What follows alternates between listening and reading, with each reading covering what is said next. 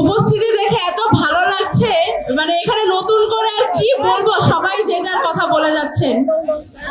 আজ থেকে কিছুদিন আগে আমার এক জুনিয়র আমাকে বলছিল, আপা যখন যেই প্রোগ্রামে হয় আপনি দিল্লি না ঢাকা এই স্লোগান দিয়ে কেন বক্তব্য শুরু করেন? ওদেরকে কিভাবে বোঝায় যে বাংলাদেশের পুরো রাজনীতি দাঁড়িয়ে আছে এই স্লোগানের ওপরে। এই যে দেখেন, স্বৈরাচারের মা জননী খুনি হাসিনা কোথায় বসে আন্দোলন চালানোর চেষ্টা করছিল? দিল্লিতে।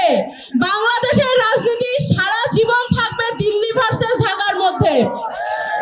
আমরা কি যেন শুনেছিলাম, 0 পয়েন্টে নাকি তিল ধারণের জায়গা পাওয়া যাবে না। একটাও দেখা যাচ্ছে না সোনার ছেলেদের। সবাই হারিয়ে গিয়েছে, সবাই গর্তে ঢুকে গিয়েছে। আমরা আগেও মাঠে ছিলাম, আমরা আজকেও মাঠে আছি।